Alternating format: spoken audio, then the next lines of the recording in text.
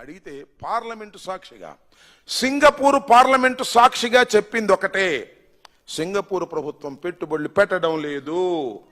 గవర్నమెంట్కి సింగపూర్ గవర్నమెంట్కి ఆంధ్రప్రదేశ్ గవర్నమెంట్కి ఏ విధమైన సంబంధం లేదు.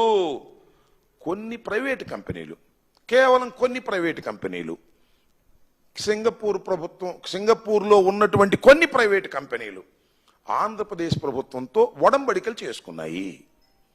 ఆ ఒడంబడికలు ఇంకా ప్రాథమిక దశలో ఉన్నాయి అని 2019లో పార్లమెంటులో ఇచ్చినటువంటి సమాధానం. దీన్ని బట్టి ఏమర్థమవుతుంది? సింగపూర్ ప్రభుత్వానికి రాజధాని నిర్మాణంలో ఏ విధమైన సంబంధం లేదు.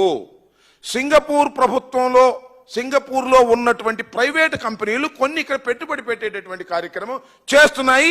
దానికి చంద్రబాబు నాయుడు గారు పచ్చ జెండాలు ఊపి సింగపూర్ ప్రభుత్వం ఇక్కడికి వచ్చేస్తుందని డప్పాలు కొట్టి ప్రజల్ని నమ్మించాలనేటువంటి ఒక దురుద్దేశపూరితమైనటువంటి కార్యక్రమం చేశాడనేది చాలా స్పష్టమవుతుంది. మళ్ళీ సింగపూర్ ప్రభుత్వాన్ని అంట బెదిరించారంట, సింగపూర్ ప్రభుత్వాన్ని పోగొట్టారంట.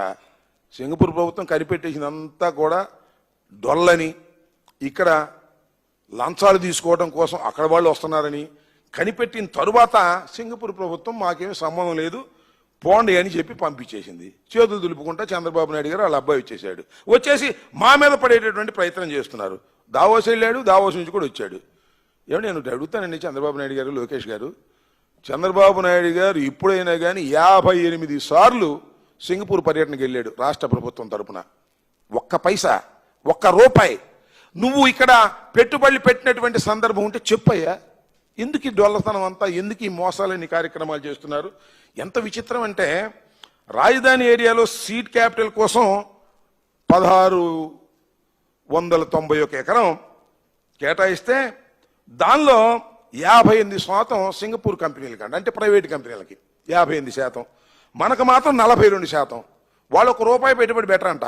మనమే 18,000 కోట్లు మనం పెట్టుబడి పెడతామంటే వాళ్ళు వచ్చి డిజైన్లు ఇస్తారంట. వాళ్ళకేమో 58% అంట, మనకేమో 42% అంట. ఇంత దౌర్భాగ్యమైనటువంటి అగ్రిమెంట్ చేసుకున్నారు కాబట్టే ఫెయిల్ అయిపోయింది. దానికి జగన్మోహన్ రెడ్డి గారి మీద, మా ప్రభుత్వం మీద పడి ఏడ్చేటటువంటి కార్యక్రమం చంద్రబాబు నాయుడు గారు చేస్తున్నారు. చంద్రబాబు నాయుడు గారు డప్పాలు కొట్టడం తప్ప సింగపూర్లో ఉన్నటువంటి ప్రభుత్వానికి ఇక్కడ ఉన్నటువంటి ప్రభుత్వానికి ఏ విధమైన సంబంధం లేదనేటువంటి అంశాన్ని ఇప్పటికైనా మీరు తెలుసుకోండి ప్రజలు. అదేవిధంగా చంద్రబాబు నాయుడు గారు కూడా విషయం బహిరంగంగా చెప్పకోకుండా దాటవేసే ప్రయత్నం చేసి ప్రజల్ని మరింత మోసం చేసే కార్యక్రమం చేస్తున్నాడు. ఇది సరైనటువంటి విధానం కాదని కూడా ఈ సందర్భంగా నేను చెప్పదలుచుకున్నాను. ఇంకా రెండో